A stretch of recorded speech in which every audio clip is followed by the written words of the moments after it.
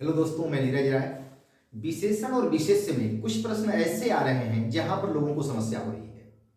आज आप 10 मिनट ख्याल करिएगा और आपसे कभी भी प्रश्न गलती नहीं होंगे। दोस्तों, दो जगह सबसे अधिक समस्या हो रही है। एक जहां सर्वनाम से संबंधित विशेषण पूछा जा रहा है और एक जहां दो शब्द दिए जा रहे हैं, 4 शब्द दिए जा रहे हैं और पूछ रहा है कि कौन सा विशेषण है और कौन सा विशेष्य है। ठीक है, ये दोनों समस्या आज आपकी समाप्त हो जाएगी। लेकिन पहले कुछ प्रश्न पे आप विचार करके हमको बताएं कि आपको समझ में आ रहा है कि नहीं समझ में आ रहा है। इसके बाद हम लेकर के चलते हैं दोस्तों। ठीक है, अब यहां देखें, धीरे धीरे कुछ लोग हमारी तरफ आ गए। मान लीजिए यही आपकी परीक्षा में प्रश्न आ गया कि धीरे धीरे कुछ लोग हमारी तरफ आ गए। ठीक है, अब पूछ दिया कि इसमें कितने विशेषण हैं। समझ में आ रहा है कि कितने विशेषण हैं। धीरे धीरे कुछ लोग हमारी तरफ आ गए। ठीक है, तो यहां देखें, धीरे धीरे क्रिया विशेषण हो जाएगा एक। कुछ लोग, कुछ अनिश्चय संख्यावाचक विशेषण हो जाएगा दो। हमारी तरफ आ गए, ये जो तरफ है ये भी क्रिया विशेषण हो जाएगा। क्रिया विशेषण 4 प्रकार का होता है। ठीक है, तो धीरे धीरे कुछ लोग हमारी तरफ आ गए, तो इसमें 3 जगह विशेषण का प्रयोग हुआ है। एक धीरे धीरे में हुआ है, ठीक है, यहां कुछ में हुआ है, हमारी तरफ आ गए। ठीक है, क्रिया की दोस्तों किसी प्रकार से विशेषता बतलाई जाएगी तो क्रिया विशेषण हो जाएगा। अब ये धीरे धीरे है, ठीक है, आप जानते हैं इसका भी प्रयोग होता है। जैसे मैं कहूं आपसे कि अर्चना भली भांति नाच लेती है, तो इसमें भली भांति क्या है, तो क्रिया विशेषण हो जाएगा। वह धीरे धीरे चलता है, तो क्रिया विशेषण हो जाएगा। वो बहुत तेज चलता है, क्रिया विशेषण हो जाएगा। ठीक है, क्रिया विशेषण चाहे वह स्थानवाचक हो, परिमाणवाचक हो, कालवाचक हो। ठीक है, मतलब आप वो तय करेंगे देख करके इसके हिसाब से। ठीक है, तो कह रहा है कि लोग हमारी तरफ आ गए, ये स्थानवाचक में आ जाएगा क्रिया विशेषण में। ठीक है, तो यहां 3 विशेषण है, धीरे धीरे, कुछ और तरफ। ठीक है, एक जगह यहां भी समस्या होती है। तो क्रिया से पहले अगर कोई चीज लगा हुआ है, उसके काल को बताए, स्थान को बताए या रीति को बताए, ये ख्याल करिएगा, तो वो क्रिया विशेषण हो जाएगा। ठीक है, जैसे मान लीजिए मैंने अभी एक प्रश्न किया कि अर्चना भली भांति नाच लेती है।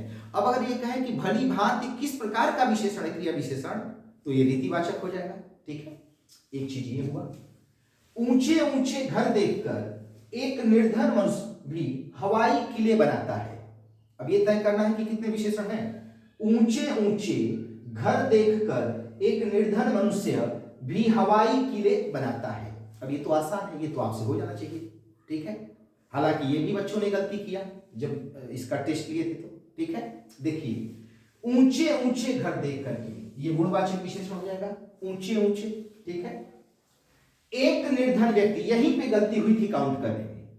यहां एक भी विशेषण है संख्यावाचक और निर्धन भी विशेषण है। ठीक है, एक संख्यावाचक हो गया और यहां गुणवाचक हो गया। एक निर्धन मनुष्य, तो बच्चे काउंट करने में एक को छोड़ दिए थे। ठीक है, एक निर्धन मनुष्य हवाई किले बनाता है, यहां हवाई भी विशेषण हो जाएगा। ठीक है, तो यहां देख लें इस वाक्य में कौन कौन विशेषण है। ठीक है, ऊंचे ऊंचे घर की विशेषता बता रहा है। एक निर्धन व्यक्ति, एक भी विशेषण है, निर्धन भी है। ठीक है, एक संख्यावाचक हो जाता है। हवाई किले बनाता है, ठीक है, तो किले से पहले हवाई, ये विशेषण हो जाएगा। ठीक है, तो इसमें यहां यहां विशेषण का प्रयोग हुआ है। ठीक है, अब आगे बढ़ते हैं दोस्तों। जो पैसा मुझे दिया गया वह मुझसे खर्च हो गया। अब पूछा है कि इस वाक्य में कहां पर विशेषण का प्रयोग हुआ है। जो पैसा मुझे दिया गया वह मुझसे खर्च हो गया, इस वाक्य में कहां पर विशेषण का प्रयोग हुआ है। तो देखें, जो ये विशेषण है, जो पैसा मुझे दिया गया वो मुझसे खर्च हो गया, वह मुझसे खर्च हो गया, तो यह विशेषण है। यहां वह विशेषण नहीं होगा, क्योंकि यहां वह जो आया है वो पैसा के बदले आया है, इसलिए सर्वनाम का काम करेगा। लेकिन जो पैसा, आप एक चीज जान लीजिएगा, चूंकि ये क्लास मैं प्रश्नों पे कर रहा हूं, अगर मान लीजिए आप कभी विशेषण नहीं पढ़े हैं तो हमारे चैनल पे पूरा वीडियो विशेषण विशेष्य का, उसे पढ़ लीजिएगा। ठीक है, तो आपको पूरी बात समझ में आ जाएगी दोस्तों। अब यहां देखें कि जो पैसा मुझे दिया गया, जब संज्ञा से पहले सर्वनाम आ जाता है तो विशेषण हो जाता है। ठीक है, क्लियर है। तो जो पैसा मुझे दिया गया वह मुझसे खर्च हो गया। अब पूछा गया है कि इसमें विशेषण कहां प्रयोग हुआ है, तो जो। ठीक है। और ये प्रश्न दो जगह पूछा गया है, एक जगह वाक्य में भी पूछा गया है प्रश्न कि इसको दे दिया गया, और ये नहीं पूछा गया कि सरल वाक्य है कि संयुक्त वाक्य है कि मिश्र वाक्य है। पूछा गया कि इसमें कौन सा उपवाक्य है, संज्ञा उपवाक्य है कि विशेषण उपवाक्य है कि क्रिया विशेषण उपवाक्य है। तो उत्तर हुआ है विशेषण उपवाक्य है। ठीक है दोस्तों, विशेषण उपवाक्य है। जो पैसा मुझे दिया गया वह मुझसे खर्च हो गया। ठीक है, आगे चले। यह कैसा घर है, इस घर में कभी कोई नहीं दिखता। अब इसमें कहां विशेषण प्रयोग हुआ है? यह कैसा घर है, इस घर में कोई नहीं दिखता। अब इसमें दो विशेषण का प्रयोग हुआ है, कैसा, कैसा, और यहां इस घर, यहां दो विशेषण का प्रयोग हुआ है। कैसा घर, सर्वनामिक विशेषण भी दो प्रकार का हो जाता है, आप जानते होंगे। एक मूल होता है, यह घर, वह आदमी, यह वह। ऐसा घर, वैसा आदमी, ये यौगिक सर्वनामिक विशेषण हो जाता है दोस्तों। ठीक है, तो यह कैसा घर है, तो कैसा यहां पे एक विशेषण हो गया। इस घर में कभी कोई नहीं दिखता, इस घर, घर से पहले इस लगा हुआ है, तो ये दो क्या हो गए, विशेषण हो गए। ठीक है, अगला शब्द लेते हैं, उतना काम करो जितना कर सको। इस वाक्य में कहां विशेषण का प्रयोग हुआ है? उतना काम करो जितना कर सको। ठीक है, तो यहां दो जगह विशेषण का प्रयोग हुआ है। उतना काम, ये उतना भी विशेषण, जितना कर सको यहां भी विशेषण का प्रयोग हुआ है। ठीक है, बहुत आसान चैप्टर है, केवल हम समझ के पढ़ें तो कभी भी हमसे गलती नहीं हो सकती है। आगे लेकर चलते हैं आपको। अब देखिए, अगर ये बात आपको समझ में आ गई होगी थोड़ी बहुत, तो एक आरओ में प्रश्न पूछा है कि जो व्यक्ति कल आपके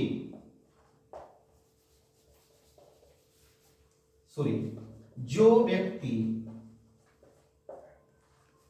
कल आपके घर आया था, बहुत बड़ा ठग है, बहुत बड़ा ठग है।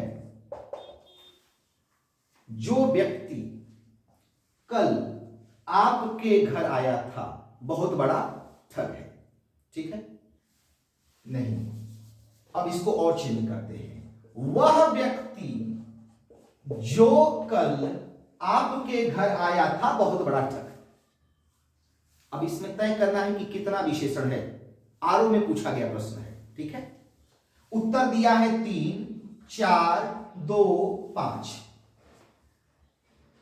अब पीछे के अगर प्रश्न आपको समझ में आए होंगे तो तुरंत आपके ग्रिप में आ जाएगा, तुरंत आपके ग्रिप में आ जाएगा। ठीक है, जो व्यक्ति, तो यहां वह व्यक्ति दिया है, तो वह भी व्यक्ति संज्ञा से पहले आया है तो विशेषण हो गया। मैंने भी कहा ना कि संज्ञा से पहले जो सर्वनाम आएगा वो विशेषण हो जाएगा, और संज्ञा के स्थान पर आएगा तो वो सर्वनाम होगा। एक एग्जांपल से पहले आपको समझा दें, जैसे मान लीजिए मैंने कहा कि नौकर आया है, वह बाहर खड़ा है, तो इस वाक्य में वह क्या है, सर्वनाम है, क्योंकि नौकर संज्ञा के बदले आया है। लेकिन मैं कहूं कि वह नौकर नहीं आया, तो यहां पे वह क्या हो जाएगा, सर्वनामिक विशेषण या संकेतवाचक विशेषण हो जाएगा। ठीक है, बात क्लियर है। अब देखिए, वह व्यक्ति, तो वह एक विशेषण हो गया। जो कल, यहां जो कल से पहले लगा हुआ है, आपके घर, घर से पहले आपके, बहुत बड़ा ठग है, बड़ा ठग है। 4 विशेषण का प्रयोग हुआ है और एक प्रविशेषण का। जो विशेषण की भी विशेषता बताए उसे हम प्रविशेषण करते हैं। लेकिन चूंकि प्रश्न में पूछा गया है कि कितने विशेषण का प्रयोग हुआ है, तो 4 विशेषण का प्रयोग हुआ है। वह व्यक्ति, तो वह एक विशेषण हो गया। जो कल, कल से पहले जो, एक विशेषण हो गया। आपके घर, घर से पहले आपके, बहुत बड़ा ठग है, तो ये बड़ा विशेषण हो गया। इस वाक्य में 4 विशेषण है। ठीक है दोस्तों, तो 2 ही जगह समस्या हो रही है, मैं देखा हूं। एक तो इस प्रकार के वाक्यों में जिसमें सर्वनाम का ज्यादा प्रयोग हुआ है, और तो बड़े से बड़ा वाक्य अगर पूछा गया है तो भी वो बच्चों जैसा है, वहां कोई कठिनाई नहीं है। जैसे मान लीजिए पूछा गया है कि राजस्थानी हिरणों के लोभी शिकारी अवैध शिकार करते हैं, इस वाक्य में कितने विशेष्य और कितने विशेषण हैं? तो ये तो तुरंत पता चल जाएगा कि 3 विशेषण है और 3 विशेष्य है। राजस्थानी हिरणों, तो हिरणों की एक विशेषता होगी राजस्थानी कि लोभी शिकारी, शिकारी की एक विशेषता होगी लोभी, अवैध शिकार करते हैं, शिकार की एक विशेषता होगी अवैध। तो 3 विशेष और 3 विशेषण है। बड़े वाक्य से चीज कठिन नहीं होती है। वाक्य में अगर थोड़ा सा घुमाव है, जैसे ये सब प्रश्न है, तो ये भी कठिन थोड़ी ना है, केवल समझने में हमारे अंतर हो गया। ठीक है, जैसे पूछा गया है कि समुद्री सांप में बहुत घातक परंतु कीमती जहर पाया जाता है। ठीक है, या समुद्री सांप में घातक परंतु बहुत कीमती जहर पाया जाता है। इस वाक्य में कितने विशेष और कितने विशेषण हैं? अब देखें, समुद्री सांप, तो सांप की एक विशेषता हो गई स्थानवाचक की, वो समुद्र का ही है। समुद्री सांप, तो समुद्री एक विशेषण हो गया, सांप विशेष हो गया। घातक परंतु बहुत कीमती जहर पाया जाता है, तो घातक भी विशेषता हो गई और कीमती भी विशेषता हो गई जहर की। तो जहर और सांप 2 विशेष्य हो गए और 3 विशेषण हो गया, समुद्री, घातक, कीमती, और एक प्रविशेषण इसमें हो गया बहुत। तो बड़ा वाक्य होने से नहीं कठिन होता है, चीजों को जब हम नहीं समझ पाते हैं तब वो कठिन होता है। ठीक है दोस्तों, आगे बढ़े, थोड़ा सा और आपको समझाएं प्रश्न को करने के लिए। ठीक है,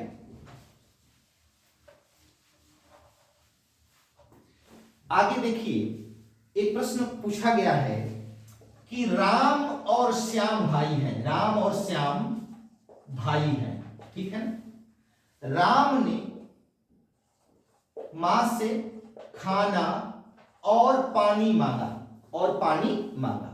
मां ने खाने में दाल और रोटी दिया। ठीक है, मान लीजिए दाल और रोटी दिया, दाल और रोटी दिया। ठीक है, राम ने रोटी खाकर और रोटी मांगी, और रोटी मांगी। अब पूछा है कि कहां विशेषण का प्रयोग हुआ है। कितना आसान सा प्रश्न है, केवल हम समझेंगे नहीं तो हमसे गलती होगी। राम और श्याम भाई है, यहां भी और का प्रयोग हुआ है। राम ने खाना और पानी मांगा, यहां भी और का प्रयोग हुआ है। मां ने खाने में दाल और रोटी दी, यहां भी और का प्रयोग हुआ है। राम ने रोटी खाकर और रोटी मांगी, चारों वाक्यों में और का प्रयोग हुआ है। इसी में विशेषण छुपा हुआ भी है। ठीक है, राम ने रोटी खाकर और रोटी मांगी। अब कितनी मांगी निश्चित संख्या नहीं है, लेकिन और रोटी मांगी तो ये एक अनिश्चय संख्यावाचक विशेषण भी हो जाएगा। ख्याल करिए, और रोटी मांगी 2, 3, 4, 5। अगर मैं कहता कि राम ने रोटी खाकर 5 रोटी और मांगी, तो आप कहते कि हाँ यहां पे निश्चित संख्यावाचक विशेषण हो गया। 1 सेकंड में आप लगाते, 5 रोटी मांगी, निश्चित संख्यावाचक विशेषण हो गया। लेकिन और रोटी मांगी तो यहां निश्चित तो नहीं है कि 1 मांगी 2 मांगी, तो यहां पर विशेषण का प्रयोग हुआ है। ठीक है, एक बात ये क्लियर। तो वाक्यों में पकड़ना बहुत आसान होता है। ठीक है, थोड़ा सतर्क रहेंगे तो अभी वाक्य में गलती नहीं होगी।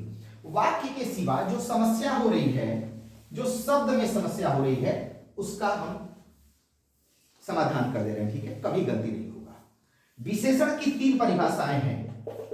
ठीक है, जो दूसरी परिभाषा को जानता है वो शब्द वाला विशेषण गलती नहीं कर सकता है। सेकंड परिभाषा को, एक बच्चों की परिभाषा होती है कि जिस विकारी शब्द से संज्ञा और सर्वनाम की विशेषता बतलाई जाती है उसे विशेषण कहते हैं, और जिसकी विशेषता बतलाई जा रही है उसे विशेष्य कहते हैं।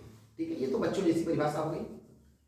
जो शब्द संज्ञा और सर्वनाम की विशेषता बतलाए उसे विशेषण कहते हैं, और जिसकी विशेषता बतलाई जाती है उसे विशेष्य कहते हैं। मैंने कहा कि यह गाय काली है, तो काला विशेषण हो गया, गाय विशेष्य हो गया। लेकिन दूसरी परिभाषा इस शब्दों को पकड़ने में मदद करती है।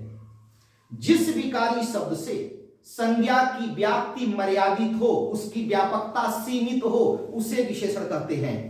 यह परिभाषा जो है वो परिभाषा है। जिस विकारी शब्द से संज्ञा की व्याप्ति मर्यादित हो, उसकी व्यापकता सीमित हो जाए, उसे विशेषण कहते हैं। जैसे मैं कहूं घोड़ा, तो पूरे पृथ्वी पर जितना घोड़ा है सब में व्याप्त हो गया। लेकिन मैं कहूं कि यह घोड़ा काबुली है, तो मतलब काबुल तक वो सीमित हो गया, पूरी धरती से मतलब खत्म हो गया। उसकी व्यापकता जो है, घोड़ा संज्ञा की जो पूरी धरती पे व्यापकता थी, वो कहां तक आकर सीमित हो गई? काबुल तक। मैं कहूं साड़ी बनी है, तो पूरे विश्व में कहीं की बनी हो सकती है।